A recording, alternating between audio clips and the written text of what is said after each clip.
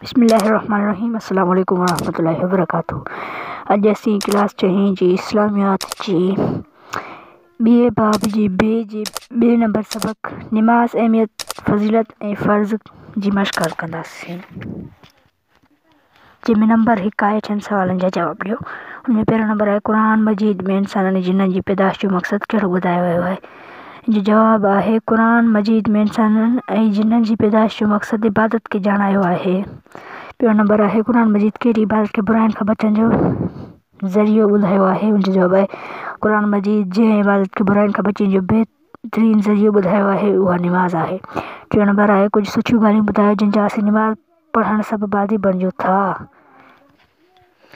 जो जवाब आहे निमाज़ पढ़ंदड़ वक़्त जो पाबंद हूंदो आहे। निमाज़ बुराईअ जो बराबरीअ जो सबक़ु ॾिए थी ऐं अमीर ऐं ग़रीब जे विच में फ़र्क़ खे ख़तमु करे थी।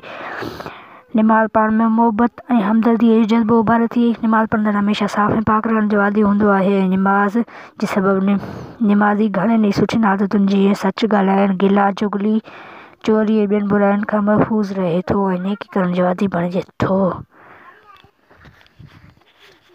निमाज़ चौथों नंबर आहे निमाज़ बाबति का हदीस ॿुधायो। उनजो जवाब आहे निमाज़ बाबति हिकु हदीस हेठि ॾिजे थी। निमाज़ दीन जो थंब आहे। पंजों नंबर आहे निमाज़ जा केतिरा फ़र्ज़ आहिनि ऐं उहे कहिड़ा आहिनि। जवाब निमाज़ जा 7 फ़र्ज़ आहिनि। नंबर पहिरियों तकबीर तहरीमा यानी अल्लाहु अकबर जी निमाज़ जी शुरूआत करणु, ॿियों क़याम करणु, टियों क़िराअत करणु, चौथों रुकू करणु, पंजों सजदो करणु, छहों आख़िरी जलसो या क़ादो करणु, सतों सलाम सां निमाज़ खे मुकमल करणु। ॿियों आहे सही जवाब ते टिक जो निशान लॻाए। पहिरियों आहे निमाज़ दीन जो अलिफ घर आहे, बे निचूड़ आहे, जीम थंब आहे, दाल बुनियाद आहे, जीम थंब आहे। ॿियों नंबर आहे निमाज़ में रुकू जी हैसियत अलिफ शर्त जी आहे, बे फ़र्ज़ जी आहे, जीम वाजिब जी आहे, दाल मुस्तहब जी आहे। इन में बे लॻंदो फ़र्ज़ जी आहे। निमाज़ जा फ़र्ज़ अलिफ 3 आहिनि, बे 5 आहिनि, जीम 7 आहिनि, दाल 9 आहिनि, जीम 7 आहे। टियों नंबर आहे खाल भरियो। क़यामत जे ॾींहुं जंहिं शइ बाबति सभ खां पहिरियों पुछाणो थींदो उहा देश हूंदी निमाज़।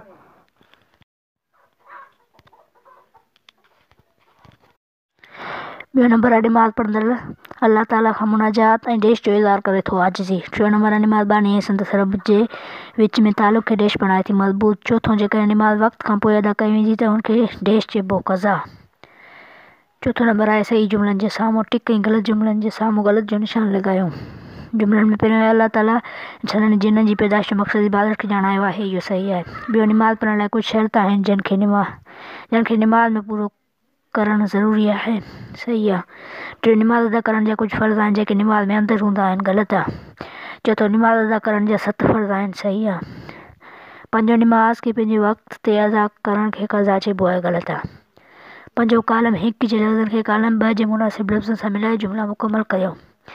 इन में पहिरियों 3 सां मिलंदो ऐं ॿियों 1 सां मिलंदो ऐं टियों 2 सां मिलंदो ऐं चौथों 5 सां मिलंदो ऐं पंजों चौथे सां मिलंदो।